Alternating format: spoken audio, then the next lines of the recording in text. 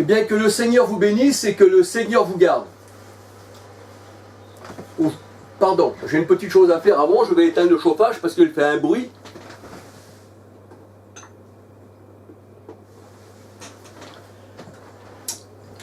Voilà qui est fait. Voilà, je disais que le Seigneur vous bénisse, que le Seigneur vous garde et qu'il illumine les yeux de votre cœur. Et gloire au Seigneur. Aujourd'hui, nous voyons qu'il y a des événements qui nous font bien réfléchir sur la situation du monde. Parce qu'il est vrai que le monde, eh bien, reste le monde. Le Seigneur, dans sa parole, il dit, vous aurez des tribulations dans le monde, mais prenez courage, j'ai vaincu ce monde. Je l'ai vaincu. J'ai vaincu ce monde, qui disait le Seigneur, et je ne fais pas partie du monde, qui disait le Seigneur. Parce que le monde, eh bien, ne fait pas les choses de Dieu. Le monde est aveugle. Le monde, c'est les ténèbres. Le Seigneur dit, dans ce monde-là, c'est l'ombre de la vallée de la mort. C'est un peu comme David disait, quand je marche dans l'ombre de la vallée de la mort, je ne crains aucun mal parce que tu es avec moi, Seigneur. Alors, comme on est dans ce monde-là, on se confie dans le Seigneur, et la parole de Dieu, elle dit, eh bien, qu'on ne craint pas. Ne crains pas, petit troupeau, disait le Seigneur, parce qu'il a trouvé bon à votre Père de vous donner le royaume. Donc, je voulais parler des gilets jaunes, de ces personnes qui se battent contre les autorités. Et on dit autorité, on dit quelqu'un d'autoritaire, c'est quelqu'un qui est au-dessus des autres. Quelqu'un d'autoritaire, c'est quelqu'un qui des fois marche sur les autres. Des fois, ce n'est pas toujours le cas. Il peut y avoir des autorités qui sont bonnes aussi, vous savez. Parce que s'il n'y aurait pas d'autorité dans le monde, eh bien, ça serait l'anarchie. Tout le monde irait voir son voisin, tout le monde irait le voler, tout le monde se battrait. Ça serait comme enlever les panneaux de circulation sur la route. Ça serait l'anarchie et il y aurait beaucoup, beaucoup de morts. Mais des fois, les autorités, il est vrai, des fois, elles ne sont pas toujours bonnes. Des fois, c'est vrai qu'elles prennent eh bien, le peuple aussi, des fois, pour marcher dessus. C'est pour ça que le Seigneur Jésus-Christ disait à ses disciples, ne soyez pas comme ceux qui dirigent le monde, ceux qui dominent le monde. Voyez-vous? Et puis qu'on appelle maître. Ne soyez pas comme ça. Parce que le Seigneur dit que vous êtes tous frères. Et c'est comme ça qu'on doit être. On doit être tous frères. En principe, l'autorité doit être pour le peuple. L'autorité ne doit pas être pour elle, elle ne doit pas travailler pour elle, elle ne doit pas s'élever elle-même et garder des choses pour elle-même. Non. Si elle a été élue par le peuple, elle doit être pour le peuple. L'autorité doit toujours voir les choses pour le peuple, afin que le peuple, lui, soit dans la bienséance. Ça ne veut pas dire non plus que ceux qui dirigent doivent être dans la malséance, non. Ça doit être équitable dans toute chose. C'est ça la justice de Dieu. La justice de Dieu, c'est que pas une seule personne ne manque de pain, de vêtements, de toit et de nourriture. Que ce soit celui qui est au-dessus de l'échelle, mais que celui qui est en bas de l'échelle, voyez-vous. Que ce soit le petit ouvrier, mais que ce soit aussi le chef de chantier, la grande entreprise, eh bien, chacun, selon la mesure de son travail, doit recevoir un salaire, parce que le Seigneur, il dit, toute peine mérite salaire. Et là, nous voyons que le salaire, eh bien, des Gilets jaunes, c'est vrai qu'il est vraiment bas. Dans ces jours-là, il est très difficile de vivre avec 1500, même 2000 euros. Hein, nous voyons qu'il faut des brouettes dessous, eh bien, pour faire nos courses. Alors, il est vrai que les gens, surtout s'ils ont des enfants, ils ont des loyers, ils ont du courant à payer, ils ont l'eau à payer, ils ont des fois, parfois, le gasoil du véhicule, l'essence du véhicule, les assurances. En plus, il y a aussi, eh bien, toutes les amendes, des fois, qu'il faut aussi payer. Parce que vous savez, dans ce monde-là, c'est comme un jouet, moi je me rappelle avant, il y avait des flippers, ça tapait dans tous les sens. Et la bille, elle tapait, elle était rejetée ici et ça, et il y avait les points qui s'ajoutaient, et bien c'est un peu ça. Voyez-vous, dans ce monde-là, tout est fait pour nous soutirer de l'argent. Alors qu'on devrait vivre, eh bien, décemment, chacun avec un salaire équitable. Parce que ne pas vivre avec un salaire équitable, eh bien, c'est vivre, c'est même, je voudrais dire, survivre, ou même mourir, parce qu'on n'a pas l'argent nécessaire pour subvenir aux besoins des enfants et de notre, comment je veux dire, de notre bien-être. Alors je voulais vous parler aujourd'hui du premier gilet jaune. Du premier gilet jaune. Alors on va se laisser guider pour savoir qui est le premier gilet jaune. Et ce gilet jaune, il est venu il y a 2000 ans. Il a été rejeté de la société. Il a été rejeté de la société. Quand il est venu dans ce monde-là, ce gilet jaune, il n'a pas trouvé l'amour. Et regardez les coïncidences. Regardez un peu les coïncidences. Les rois du monde et le peuple d'alors, quand ce gilet jaune est venu il y a 2000 ans, les rois du monde et le peuple s'étaient ligués contre lui. On voit un peu que les gilets jaunes, et bien que les rois du monde se liguent contre les gilets jaunes. Mais là, ils s'avaient ligué bien, contre le Seigneur. Et c'est pour ça que je voulais dire que le premier gilet jaune, bien, c'est le Seigneur Jésus-Christ.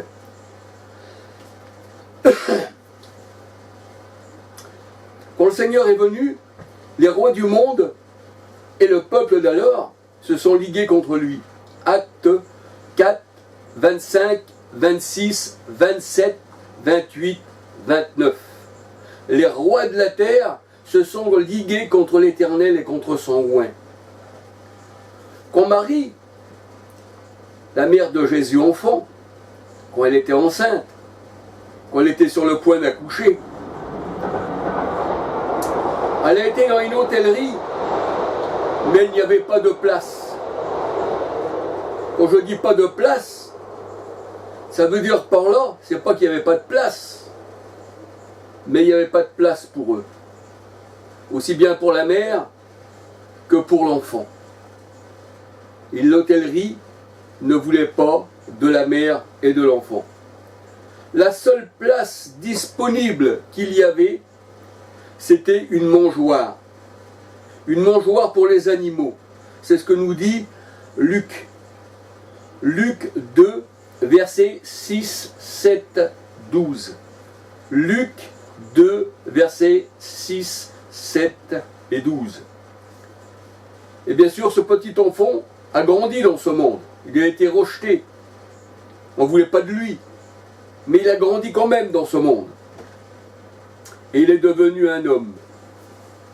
À l'âge de 13 ans, la parole de Dieu nous dit, dans Luc 3, 23, Jésus entra dans son ministère et prêcha l'amour.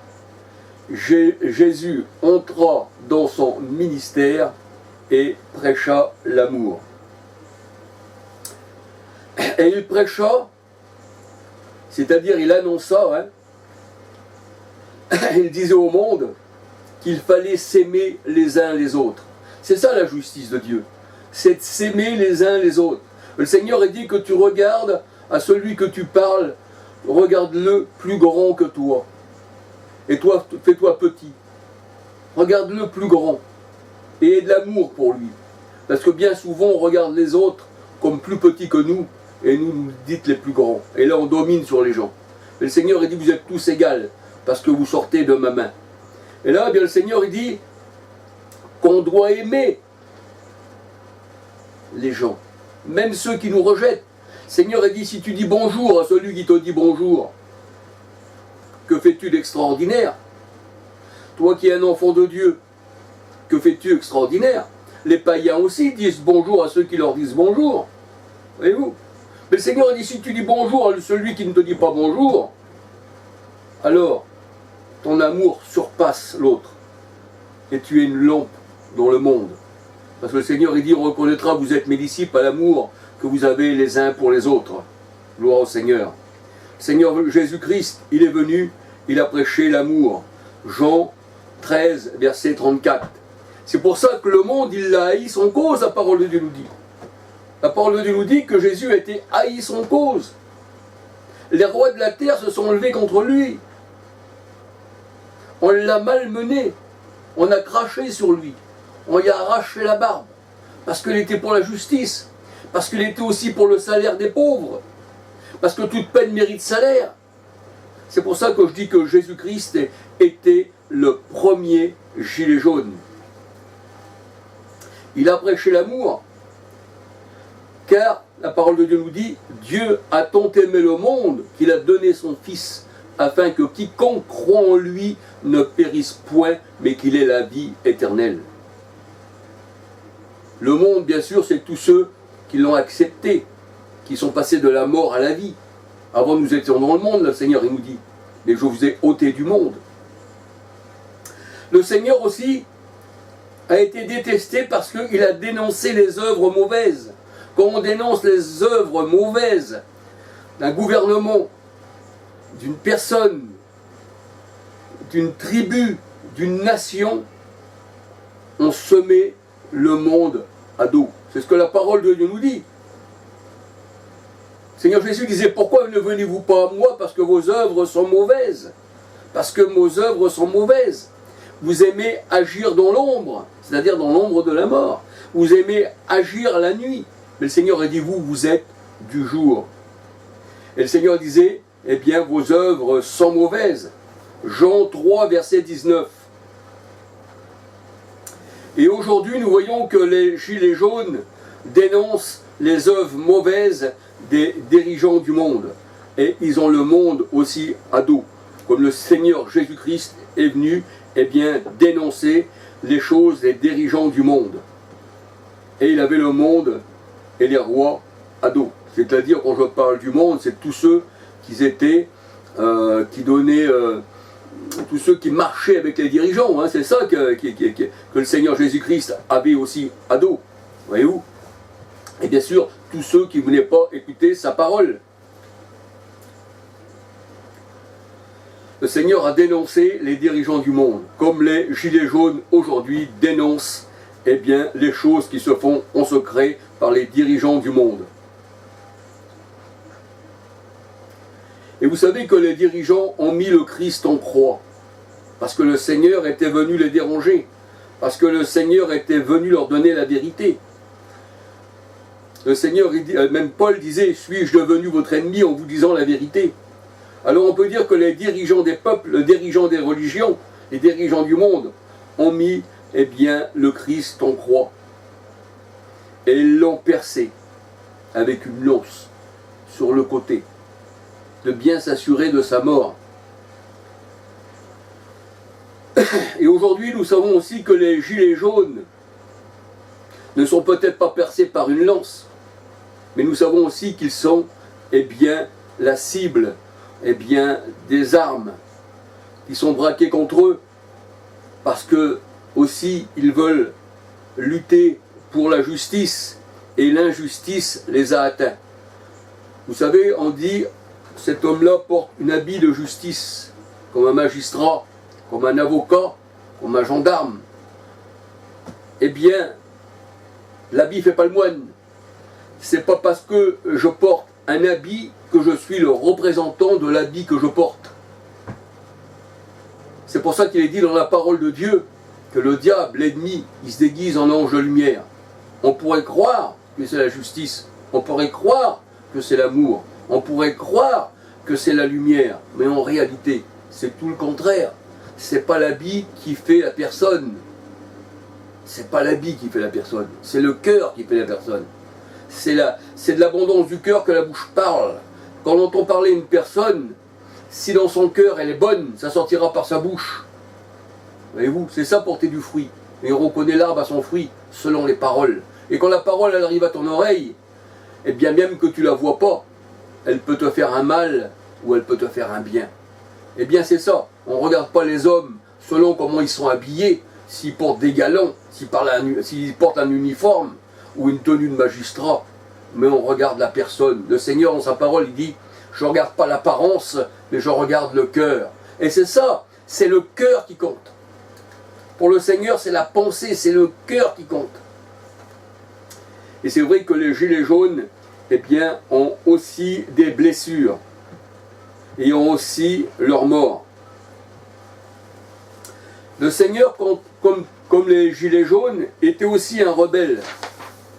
Mais un rebelle contre l'injustice, un rebelle contre tout ce qui était mauvais.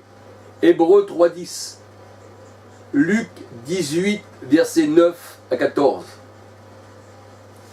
Et le Seigneur n'est jamais rentré dans le système des hommes.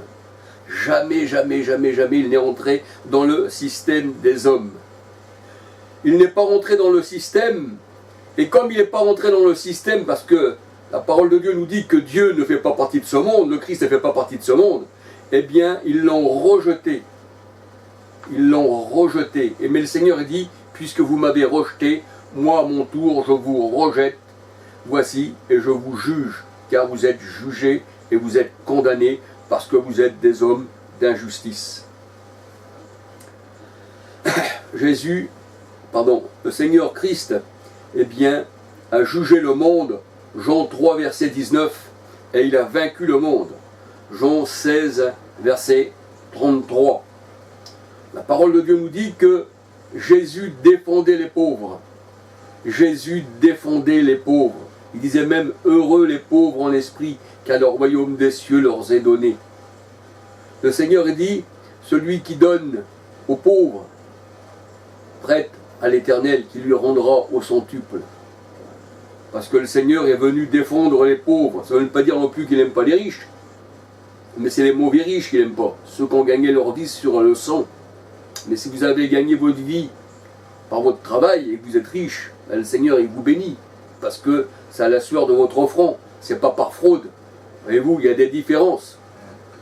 Mais les pauvres, c'est ceux qui ne se sont pas accaparés du monde et qui ne veulent pas faire du monde, de la lune, du soleil, des étoiles et des planètes leur demeure, voyez-vous. Maison sur maison, champ sur champ. Ça, c'est contre Dieu. Paul disait, si nous avons le couvert et le vêtement, cela nous suffit. C'est ça les pauvres. C'est pas ceux, parce qu'on est venu au monde nu, on repartira nu, qui dit le Seigneur.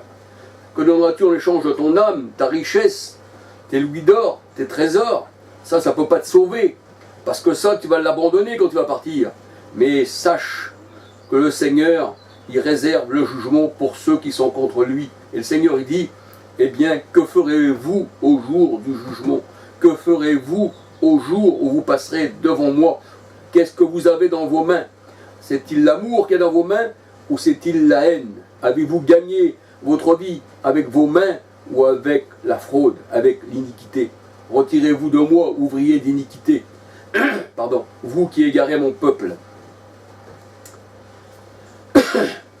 Et vous savez, il est dit dans la parole de Dieu, pardon, excusez-moi, il est dit dans la parole de Dieu que ceux qui bâtissaient, ou ceux qui bâtissent,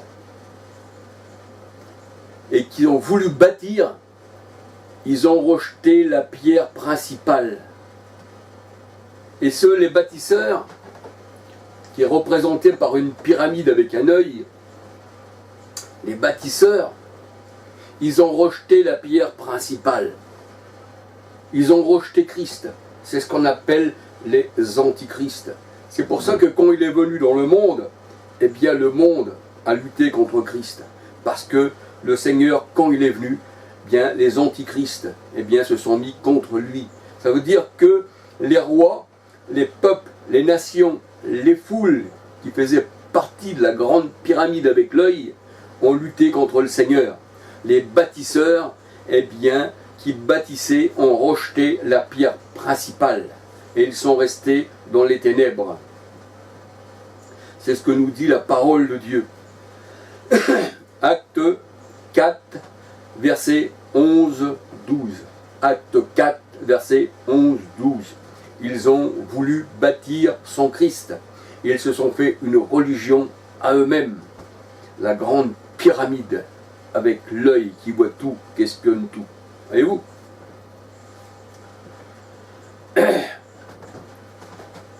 Et ce qui nous est dit dans la parole de Dieu. La parole de Dieu, elle dit que Jésus est venu dans le monde pour amener la justice, pour éclairer ceux qui étaient dans les ténèbres. Et les ténèbres ne l'ont pas reçu. Ils ont préféré rester dans les ténèbres. Jean 3, verset 19, Jean 9, verset 39 à 41. Et ce système aujourd'hui, le système du monde d'aujourd'hui, est le même, eh bien, qu'au temps du Seigneur Jésus-Christ. ils nous empêchent eh bien, de parler de la vérité. Ils ne veulent pas que l'on manifeste. 1 Thessaloniciens 2, versets 14, 15, 16. Et Jésus a été crucifié, la parole de Dieu nous dit, hors de la ville, hors du camp, hors de la ville. Voyez-vous ? Un peu comme les gitans, quand ils voyagent, ils sont aussi rejetés hors des villes. Hors des villes. Et justement, je voulais aussi vous parler des gitans, parce que je suis aussi gitan moi-même. Ce n'est pas une référence. Le Seigneur aime tous les hommes. Mais quand je dis que je suis gitan moi-même, c'est que je connais la vie des gitans. Je sais qu'on ne peut plus voyager et qu'on n'a jamais plus voyagé, qu'on a été dans des camps de concentration. On a été dans des camps 2 mois avant que les nazis arrivent en France, au mois de mai, dans la Seconde Guerre mondiale, là, quand ça a débuté, au mois de mai, et les nazis sont arrivés au mois de juillet, et 2 mois avant, les gitans étaient déjà dans les camps, et ils ont été libérés des camps en France 2 ans après la guerre. Donc c'était plus les nazis qui nous tenaient dans les camps, mais c'était quand même les dirigeants du monde. Et je voulais dire aussi que les gitans, eh bien, sont aussi comparés à des gilets jaunes. Ils n'ont jamais adhéré au système de ce monde. Pourquoi ? Parce que dans ce monde, on n'est pas libre. Être libre, vraiment libre,